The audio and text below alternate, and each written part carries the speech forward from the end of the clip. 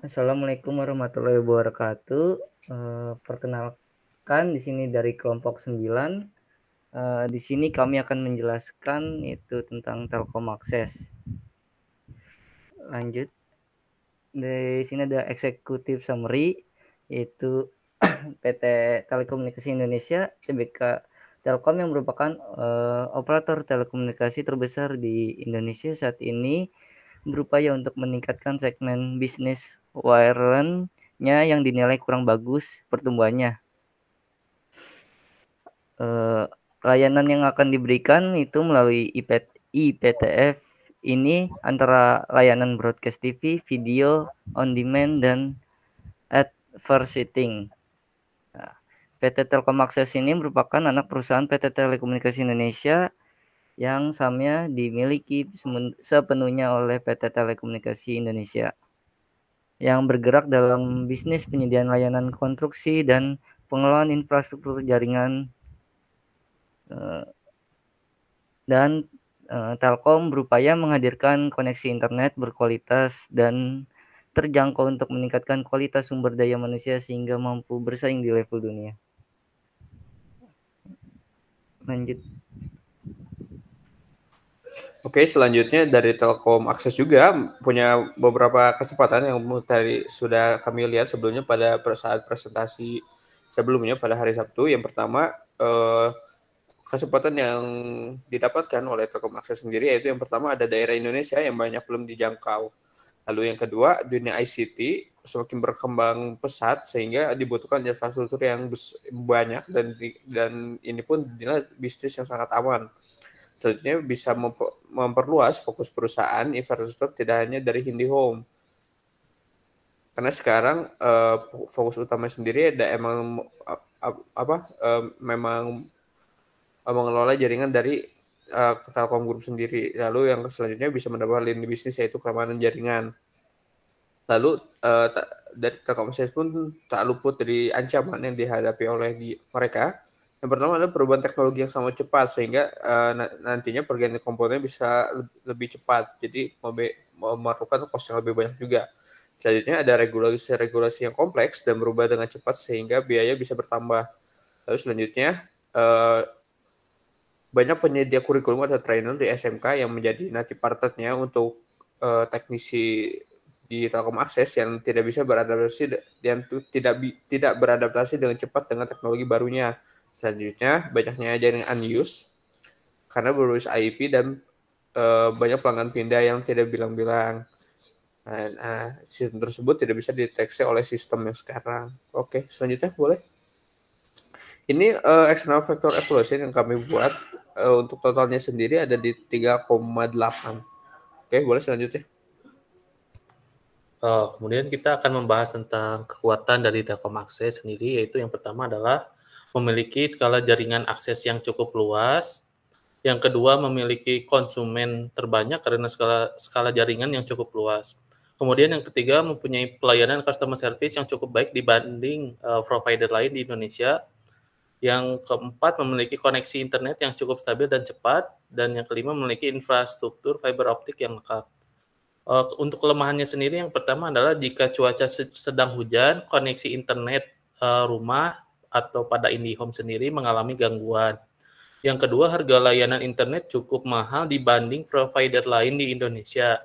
Yang ketiga, terjadi pemblokiran layanan internet di rumah karena keterlambatan pembayaran oleh konsumen. Yang keempat, terjadi kenaikan harga secara tiba-tiba untuk layanan internet di rumah. Dan yang terakhir, kelemahannya adalah karena cakupan jaringan akses yang luas menyebabkan maintenance yang cukup rumit.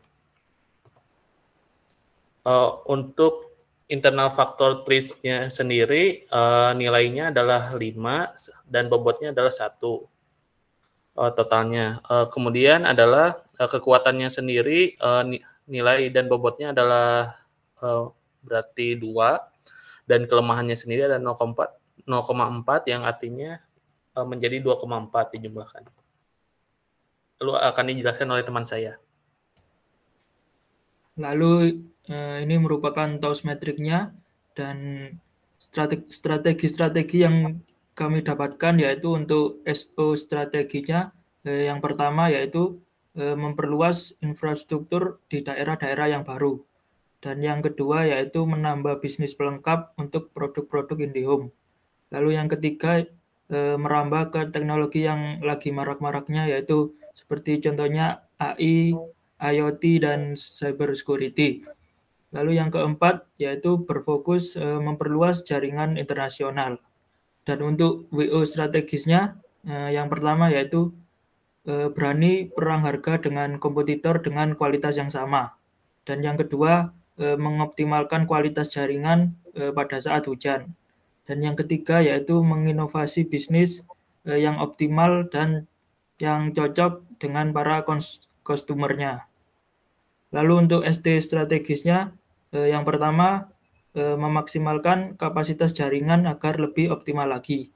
Dan untuk yang kedua yaitu meningkatkan kualitas sumber daya manusia. Dan yang ketiga memaksimalkan servis terhadap pelanggan yang bermasalah.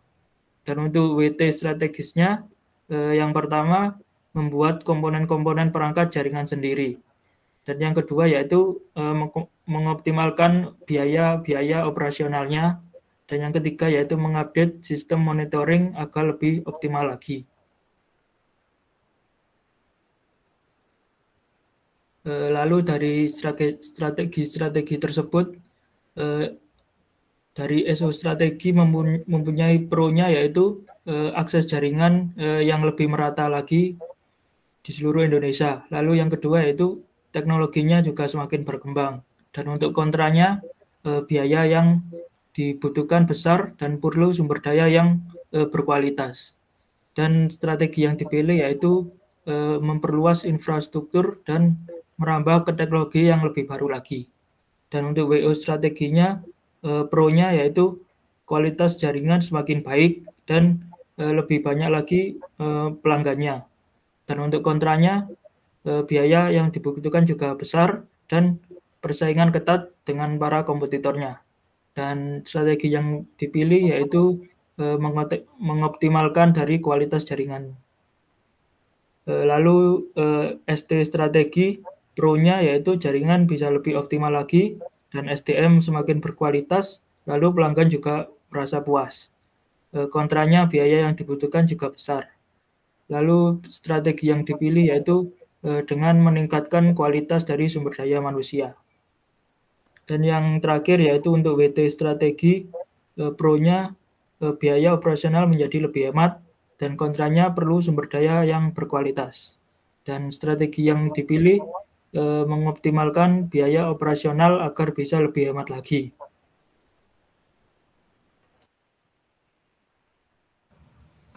Lalu selanjutnya ada bisnis model canvas untuk Telkom Access. Pertama ada key partners. Di sini key partners, Telkom Access memiliki key partners dengan bank, pemerintah BUMN, Telkom Group, vendor perangkat telekomunikasi, toko swalayan, dan perusahaan e-finance. Lalu selanjutnya ada key activities. Key activities di sini ada penyewaan jaringan internet, penyewaan kabel optik, penjualan perangkat telekomunikasi, dan service maintenance. Lalu selanjutnya ada key research. Key research di sini untuk Telkom Access ada promosi produk, sumber daya manusia, teknologi, dan perangkat telekomunikasi. Lalu key proportion. Nah, key proportion di sini Telkom Access memiliki anak perusahaan BUMN, lalu provider jaringan wireless terbesar, akses terluas se-Indonesia, pionir kabel optik di Indonesia.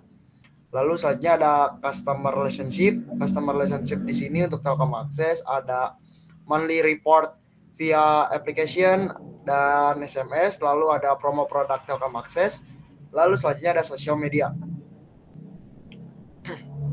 Lalu ada channel untuk Telkom Access. Pertama ada SPG dan SPB, lalu ada brosur, lalu online ads, lalu sosial media juga. Nah, selanjutnya kita menuju ke customer segment.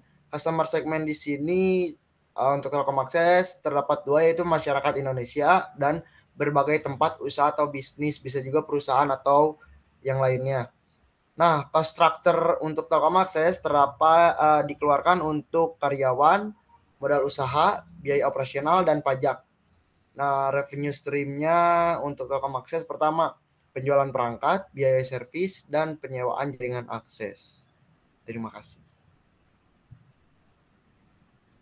Demikian presentasi dari kelompok 9. Mohon maaf bila ada kekurangan. Wassalamualaikum warahmatullahi wabarakatuh.